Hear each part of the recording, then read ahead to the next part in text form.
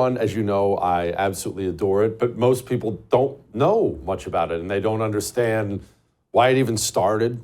How did we get into it at all? Why did we get into it at all? Let's bring in Mark Moyar. He is the chair of military history at Hillsdale College. Gosh, that's a sweet position. I bet he knows all kinds of cool stuff. Mark, okay, lay this out for the dummies among us, like me.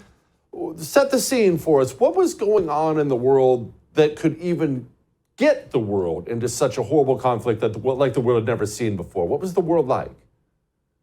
Well, the world in 1914, when the war starts, is, a lot of people think, a pretty peaceful, modern place. A lot of people think we have outgrown war. We've become smarter, better people. And but at the same time, you've got different European countries are hoping to outwit their enemies in the event of war. So they start arming after the murder of Archduke Ferdinand in 1914. And so it's a race to see who can arm first and then win first. And everybody at the beginning thinks this is going to be a quick war. There had been a big war between France and Germany in 1871, and it was quite quick. And nobody really has any idea of what is going to happen ultimately. And the United States will seek to stay out of it, but it bogs down into attrition warfare in both the Western fronts and the Eastern fronts, horrendous casualties that will eventually produce great disillusionment throughout Europe. But the U.S.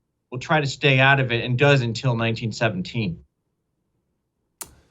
Franz Ferdinand, okay, Archduke Franz Ferdinand. A lot of people know the name. They understand that something happened. He died to start the war. But why would the death of some dude who wasn't even the big cheese in Austria-Hungary somehow turn into millions of people dying? How does that even happen? Yes, well, you have these alliances among the British, among the European powers, and it's a Serb nationalist who kills Archduke Ferdinand. The Russians sympathize with the Serbs. The Russians are allied with the French and the British. The Germans and Austrians are allied against them.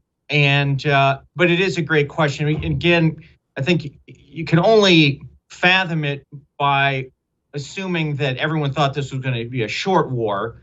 And there was in Europe at that time a certain respect, even adoration in some cases for military service, but it was the kind of thing where you would, go take part in war for a few weeks and then go home. It was nothing like the horrific trench warfare that we ultimately saw in Europe.